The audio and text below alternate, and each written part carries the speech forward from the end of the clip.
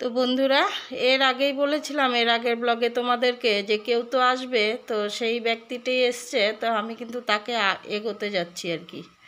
তো টোটো করে এসছে, ওখানে দাঁড়াবে আর কি। তো বাড়িটা ঠিকঠাক চিনে না, তো দেখো এই যে সেই হলো ব্যক্তি। তো এটা কিন্তু আমার মা। তো বলো তো কি, মা এসছে। তোমরা পুরনো বন্ধুরা সবাই জানো এটা আমার নতুন বাড়ি। তো এ বাড়িতে দুবার এসছে, এলে কি হবে, অনেক মানে মা অনেক পুরনো, তো মা না এইসব কিছু মানে এত বোঝে না, একদম সরল সাদা। কি আর বলবো, তো মা ভুলে যায়। তো এসছে, তো যেহেতু রাস্তার পাশে আমার মেয়ের বাড়িটা চেনে, টোটো করে সোজা মেয়ের বাড়ি এসছে। আমার মেয়ে টোটোওয়ালাকে বলে দিয়েছে অমুক জায়গায় যাও, ওখানে বাড়ি। তো আমাকে আবার ফোন করে বলেছে, মা একটু তুমি গেটের সামনে বের হও। তো সেই মতো আমি গিয়েছিলাম মাকে আনতে। দেখেছো ব্যাগটা কত ভারী, জানো কতগুলো আলু নিয়ে এসছে আমার জন্য। তো বারবার করে আমি না বলেছি আনতে হবে না, তাও কিন্তু সে নিয়েই এসছে। তো দেখো বন্ধুরা, আমি ইন্ট্রোটাই দিতে ভুলে গেছি। তো আমার প্রত্যেক দিনের মতো নতুন বন্ধু পুরনো বন্ধু সবাইকে অনেক অনেক শুভেচ্ছা জানিয়ে আমার আরও একটি নতুন ব্লগ শুরু করে দিলাম। তোমরা পাশে থাকো, দেখতে থাকো। ভালো লাগে বলবো না, কারণ হচ্ছে আমি অত ভালো করতেও পারি না। আমি সব সময় বলি এই কথাটা। তো আগে তো খুবই বলতাম। আমার অনেক মেয়েরা আছে যারা মাসিমণি ডাকো, মণি ডাকো, তারপরে মানে বড় মা ডাকো, সবাই বলো এরম কথা বলো না। আর আমার ছেলেমেয়েরা তো রয়েইছে, তো এই কথা কখনো বলবে না। বিশেষ করে ছেলেমেয়েরা তো বলেই।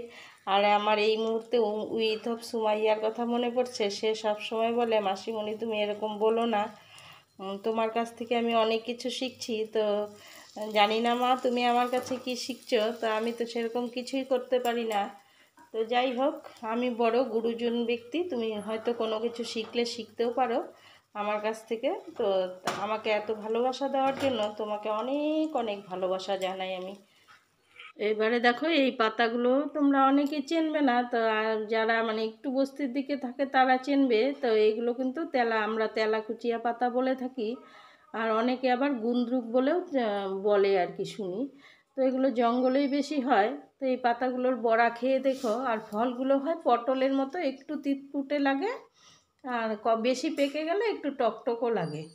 তো অনেকের ইসেতেই আমি ব্লগে আমি দেখেছি এগুলো ভাজি করে খায়। বিশেষ করে আমার বাংলাদেশের যা ছেলে মেয়েরা আছে, বন্ধু ইসেরা আপুরা আছে, তাদের কাছেও আমি দেখেছি। আর আমাদের ইন্ডিয়ারও অনেকে অনেকে খায় আর কি, দেখেছি। তো নামটা কি ঠিক আমি, তোমরা কে কী নামে বলো এটা জানি না। তো আমি কিন্তু আমরা এটাকে তেলাকুচিয়া বলি এই ফলটাকে। আর এটার পাতাটা বড়া খেয়ে দেখো, খুব ভালো লাগে। তারপর দেখো সন্ধ্যাবেলায় বেরিয়ে গেছিলাম। আমাদের এখানে যে আমার জায়ের বাড়ির একদম সামনে শ্রী রামকৃষ্ণ আশ্রম আছে। তো সেই আশ্রমে ওই দিন না কোনো মানে মহারাজজি এসেছিলো, তো ওখানে অনুষ্ঠান ছিল। তো সেটা দেখতে চলে গেছি। বোর হচ্ছিলাম, কি করব, ভালো লাগছিল না। আর ঘরটার মধ্যে যেন এত গরম, সন্ধেবেলায় থাকাই যায় না ঘরটাতে। তো বেরিয়ে গিয়েছিলাম আমি, আমার মা, আমার যা, আর আমার বাহন তো সঙ্গে রয়েছে। বললাম চলো ওখানে অনুষ্ঠান হচ্ছে, একটু বসে থেকে আসি আর কি। তো যা তোমরা সবাই জানো, যার যেটা ধর্ম তার তার ধর্মস্থানে হলো পবিত্র ধর্মস্থান। তো সেখানে গেলে প্রত্যেকেরই মানে একটা কিন্তু শান্তির জায়গা, খুব শান্তি লাগে। আমি সবার ক্ষেত্রেই বলছি, আমার হিন্দু ধর্মের যারা আছো তাদেরকেও বলছি, যারা মুসলিম ধর্মে আছো তাদেরকেও বলছি, যারা খ্রিস্টান ধর্মে আছো তাদেরকেও বলছি। মানে যার যার ধর্মের জায়গায় গেলে, মানে যে কোনো যার যার বলছি কেন, যে কোনো ধর্মই আর কি পবিত্র ধর্ম। তো সেখানে গেলে কিন্তু আলাদা একটা অনুভূতি হয়। তো যাওয়ার পর জানো না, ঘরে এতটা গরম লাগছিল, তোমরা বিশ্বাস করবে না, বলে বোঝাতে পারবো না। ওখানে গিয়ে বসেছি না, বিশ্বাস করবে এক ফোঁটা গরম লাগেনি। তো অথচ ফ্যান ছিল এটা ঠিক, থাকলেও কি যা গরম পড়েছে না, এই গরমের কাছে এই ফ্যান কিছুই না। কিন্তু বিশ্বাস করো এক ফোঁটা গরম লাগেনি। তো অনেকক্ষণ বসেছিলাম। দেখো আমার বাহনও বসে আছে, বাহন গেছে। তো তোমাদেরকে একটুখানি আমি শোনাচ্ছি। আধ্যাত্মিক খিদে আছে, তাই আমরা সবাই এখানে উপস্থিত হয়েছি। আমাদের যদি আধ্যাত্মিক খিদে না থাকতো তাহলে আমাদের এখানে আসার কোনো দরকার ছিল না। এই গেটের বাইরে যারা আছেন, আসেননি বা যারা জান না, তাদের জাগতিক খিদে আছে। আর আপনার আধ্যাত্মিক খিদে আছে বলে আপনি এখানে এসেছেন।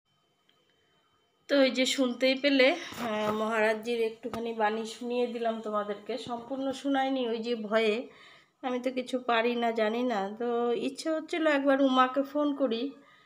তো মামাকেও বেশি বিরক্ত করতে আমার ভালো লাগে না, কারণ হচ্ছে ওরও পরিস্থিতি খুব খারাপ। তোমরা অনেকেই চেনো ক্রিয়েশন অফ উমা, সে আমার মেয়ে। তো নিতুমাকেও ফোন করতে পারতাম, কিন্তু নিতুমায়েরও তো অবস্থা ভালো না। আমি সবটাই জানি, সবটাই বুঝি। ওর প্রত্যেকটা কমিউনিটিতে লেটার দিচ্ছে, সরি, কমিউনিটিতে সে পোস্ট দিচ্ছে, ওগুলো আমি সব কিছুই দেখছি, কিন্তু কোনো কমেন্টও করছি না। তো আমার সেই সাহসটুকুও নেই। তা কোনো কিছু পরামর্শ নিলে আমি নিতুমা আর উমা মায়ের কাছ থেকেই নিই। তো এখন কি আর করা যাবে, ওদের অসুবিধার জন্য আমি বিরক্ত করতে চাই না আর কি। তো খুব কষ্ট হয় ওদের জন্য। আমার এই দুটো মেয়ের না দু রকমের কষ্ট, কি বলবো। তোমরা যারা যারা আছো ওর সঙ্গে অ্যাড, তারা তো জানোই। আর যারা অ্যাড নেই তো তাদেরকে বলবো নিতুর কাহানি আর ক্রিয়েশন অফ উমা, তো তাদের কাছে চলে যেও। তো আমার নতুন বন্ধুরা অনেকেই জানো না, তো নতুন বন্ধুদের জন্য আবার পুরনো কথাটা একবার বলে দিলাম। সেটা হচ্ছে, নতুন বন্ধুরা তোমরা জানো ওয়াইটিতে আমার 4টা মেয়ে আছে আর একটা ছেলে আছে। তো ছেলের কথা না হয় পরেই বলবো। তো 4টা মেয়ে, 4টা মেয়ের মধ্যে কিন্তু একটা হলো ক্রিয়েশন অফ উমা, একটা হলো নিতুর কাহানি নিতুমা, আর একটা হলো রেহানা করিমের রেহানা, আর একটা হলো রেখা সোয়াল্ডের রেখা। এই 4জন কিন্তু আমার মেয়ে। তাছাড়া তোমরা কেউ খারাপ পেও না, অনেকেই আছে আমার খুব কাছের মেয়ের সমতুল্য, তাদেরকেও আমি মেয়ের দরজায় দিয়ে রেখেছি। তো ওই যে বললাম উইথ অফ সুমাইয়া, তাকে, সেও আমার মেয়ের মতোই। আর আরেকজন আছে তোমার এই যে me and my twin baby, বেশি দিনের পরিচয় নাও, তো ও আমাকে এতটা ভালোবেসে ফেলেছে আর আমি ওকে এতটা ভালোবেসে ফেলেছি। তো গতকাল আমি কয়েকদিন যাবৎ প্রত্যেকেরই মানে ভিডিও অন রেখে ওয়াচ করে দিচ্ছি। তো অন করে রেখেছিলাম, ঘরে চলছিল, তো কান দিয়ে শুনছিলাম। দেখি হঠাৎ করে ও আমার কমেন্টের কথা বলল। তো বিশ্বাস করো, এত ভালোবাসার জায়গার থেকে কমেন্টের কথাগুলো বলেছে না, আমি কেঁদেই ফেলেছি মেয়েটার কথাগুলো শুনে। তো ও দুটো বাচ্চা নিয়ে থাকে, ওকে সবসময় দুহাত ভরে আমি বলি তুমি কখনো আমাকে বড় কমেন্ট করবে না।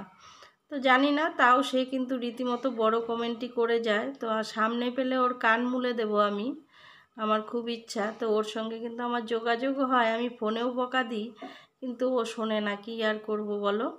তারপর দেখো সন্ধ্যাবেলা আমার যা আর জায়ের বাড়িতে ওরা যারা থাকে আর কি, তোমরা অনেকেই পরিচিত, তারাও চলে এসেছিল। তো তাদেরকে একটু চা করে দিয়েছি। শনিবার ছিল, কিছু করে খাওয়াতে পারিনি, ওদেরও নিরামিষ আমাদেরও নিরামিষ। তো বন্ধুরা সবাইকে বলবো আমার ছেলে মেয়েগুলোর পাশে চলে যেও। তো ছেলের নাম কিন্তু প্রিন্স হৃদয় ব্লগ, তো সেও খুব ভালো।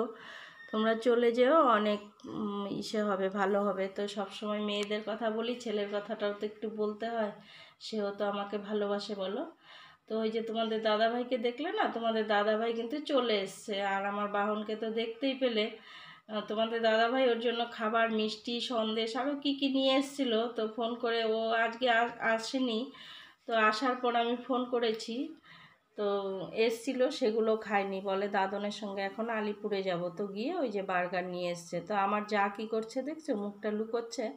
আমি হাজারবার বলছি বাসন ধুবে না, ধুবে না, বলে না দিদি তোমার শরীর ভালো না, আমি বাসনটা ধুয়ে দিয়ে যাই। জবরদস্তি আমাকে বাসনটা ধুয়ে দিয়ে গেল, জানো তো। তো ধুচ্ছিলাম বলে, আমি ভিডিও করছিলাম বলে বললাম সবাইকে দেখাবো, দাঁড়া তুই বেশি পাকা হয়ে গেছিস, তাই মুখ লুকাচ্ছিল। তো এবারে দেখো ওরাও চলে যাচ্ছে। তো আমি ওদের সঙ্গে একটু এগোতে গিয়েছিলাম, মেয়েকে ফোন করেছি তুই একটু এগিয়ে আয় আর বাহনকে নিয়ে যা। তো সেই মতো বাহনকে নিয়ে গেছে। তো বন্ধুরা আজকের ভিডিওটা এই পর্যন্তই। সবাই ভালো থেকো, সবাই সুস্থ থেকো। দেখা হচ্ছে দ্বিতীয় দিন দ্বিতীয় কোনো ব্লগে। তো ওই যে বললাম নতুন বন্ধুদেরকে আবার পুরনো কথা বলে দিলাম। সবাই ভালো থেকো, সবাই